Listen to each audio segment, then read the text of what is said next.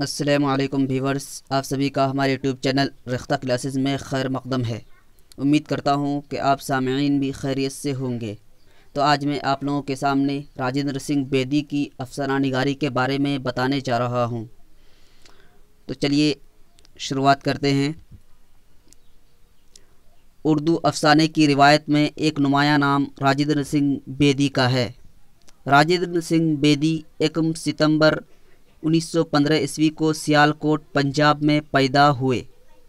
ان کی والدہ سیوا دیوی ہندو برہمن تھی اور والد ہیرا سنگھ ذات کے کھتری تھے۔ یہ خاندان وید کو اپنا گرنتھ ماننے کے باعث بیدی کہلاتا ہے۔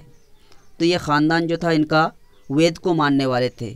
گرنتھ کے معنی ہوتے ہیں کوئی ایسی کتاب جو مذہبی کتاب ہو، اس کو گرنتھ کہتے ہیں۔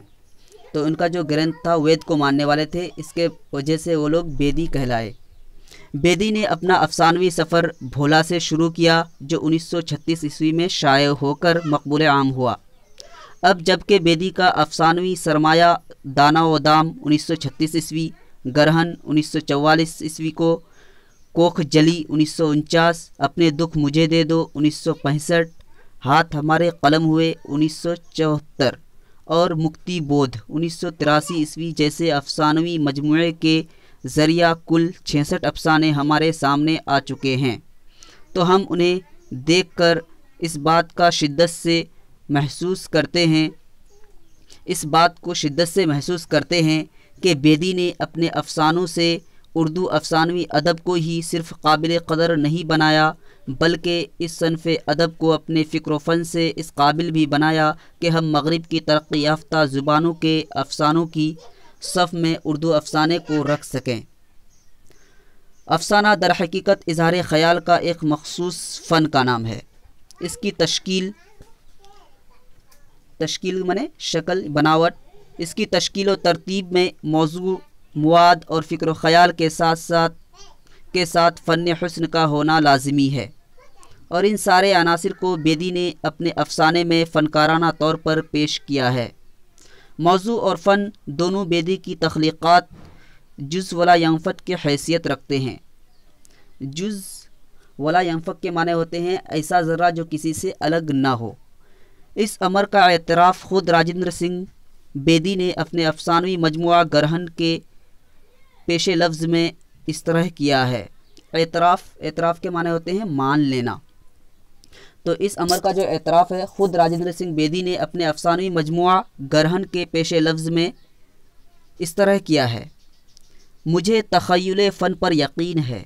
تخیل یعنی خیال کرنا، یقین ہے۔ جب کوئی واقعہ مشاہدے میں آتا ہے تو من و عن بیان کر دینے کی کوشش نہیں کرتا۔ من و عن کے معنی ہوتے ہیں ہو بہو، یعنی ایک جیسا کر دینے کی کوشش نہیں کرتا، بلکہ حقیقت اور تخیل کے امتزاج سے جو چیز پیدا ہوتی ہے اسے احاطۂ تحریر میں لانے کی کوشش کرتا ہوں۔ امتزاج کے معنی ہوتے ہیں ملاوٹ یا آمیزش۔ تو وہ کہتے ہیں کہ جب کوئی واقعہ مشاہدے میں آتا ہے تو میں من و عن یعنی ہو بہو بیان کر دینے کی کوشش نہیں کرتا ہوں، بلکہ حقیقت اور تخیل کے امتزاج سے یعنی ملاوٹ سے جو چیز پیدا ہوتی ہے اسے احاطۂ تحریر میں لانے کی کوشش کرتا ہوں۔ اگر بیدی کے تمام افسانوں کا مطالعہ کیا جائے تو یہ بات عیاں ہو جاتی ہے، یعنی ظاہر ہو جاتی ہے کہ ان کے افسانے کا موضوع بالکل مختلف اور منفرد ہے، یعنی بالکل ہی الگ ہے۔ جذباتی، نفسیاتی، معاشرتی اور سماجی گتھیوں کو بیدی الگ الگ اپنے انداز سے سلجھاتے ہیں۔ کردار کی انفرادیت میں گہری جذباتیت سمو کر ایک نئے اور تیکھے انداز میں جس طرح وہ پیش کرتے ہیں وہ صرف اور صرف بیدی کا حصہ ہے۔ افسانے میں فلسفیانہ انداز وہ بلا ضرورت استعمال نہیں کرتے، بلکہ حقیقت تو یہ ہے کہ موضوع ہی ان کا محور ہوتا ہے۔ محور یعنی چکر لگانا، جیسے سورج کے گرد پرتھوی یعنی زمین گھومتی ہے تو اس کو محور، جس کے گرد ان کے افسانے فرقانہ انداز میں رقص کرتے ہیں۔ رقص کے معنی ہوتے ہیں ناچنا۔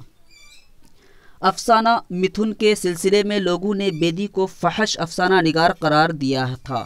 فحش کے معنی ہوتے ہیں قابل شرم یا پھر گندی بات۔ तो अफसाना मिथुन के सिलसिले में लोगों ने बेदी को फहश अफसाना निगार करार दिया था। हालांकि इसमें बेदी ने हमारे समाज की एक तलख हकीकत को अफसानवी पैराए में पेश किया है। ये अफसाना हकीकतन एक आर्टिस्ट की ज़िंदगी के दर्द व कर्ब को पूरी तरह अपने अंदर समाये हुए है। कर्ब के माने होते हैं बेचैनी या फिर जिस्मानी तकलीफ़। तो ये अफसाना जो है हकीकत में एक आर्टिस्ट की ज़िंदगी के दर्द व कर्ब को पूरी तरह अपने अंदर समोए हुए है।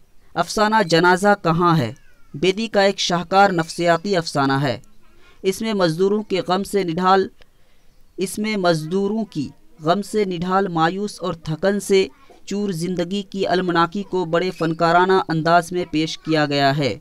मज़दूर जब मज़दूरी करके अपने काम से लौटते हैं तो उनके चेहरे पर इतना दर्द व कर्ब और थकन होती है कि एक हिस्सास इंसान को ऐसा महसूस होता है कि जैसे ये मज़दूर किसी जनाजे को सुपुर्द खाक करने जा रहे हैं। राजेंद्र सिंह बेदी के अफसानों में जो अंसुर बहुत ज़्यादा नुमायाँ है उन अनासिर की पेचीदगियों से जिनसियात है। वह गम और जिनसियात भरे हालात को बड़ी चाबुक दस्ती से बेदी अपने अफसानों में पेश करते हैं। चाबुक दस्ती के माने होते हैं हुनरमंदी। तो वो जो है गम और जिनसियात के हालात को जो है बड़े ही हुनरमंदी से अपने अफसानों में क्या करते हैं, पेश करते हैं। और उनकी ऐसी पेशकश में सबसे बड़ी खूबी या वस्फ़ ये होता है कि ऐसी बातों का इजहार वह खुले लफ्ज़ों में क़तई नहीं करते बल्कि इशारे व किनाये में अपने मखसूस लबो लहजा और उसलूब में करते हैं। राजेंद्र सिंह बेदी का इंतकाल 11 नवंबर 1984 ईस्वी में मुंबई में हुआ था। उनकी याद में भारतीय पंजाब की हुकूमत ने राजेंद्र सिंह बेदी अवार्ड का अजरा किया। अजरा के माने होते हैं जारी करना या फिर होना या फिर नशर इशाअत करना। राजेंद्र सिंह बेदी ने उर्दू अदब की जितनी खिदमात की और फिर उसके साथ साथ उन्होंने अपनी मुकालमा निगारी से जो मकाम बनाया, इस हवाले से उनका नाम हमेशा ज़िंदा रहेगा। तो ये कंप्लीट हो चुका है। आप नाज़रीन से मेरी ही गुजारिश है कि मेरा वीडियो अगर आप लोगों को अच्छा लगता है तो हमारे चैनल को सब्सक्राइब करें और घंटी को भी इनेबल कर दें और जाते जाते इस वीडियो को लाइक ज़रूर करें। और अगर इसमें किसी किस्म की गलती होती है तो आप लोग कमेंट करके ज़रूर बताएं ताकि इसकी इस्लाह कर ली जाए। फिर मिलते हैं अगले वीडियो में, तब तक के लिए खुदा हाफिज़।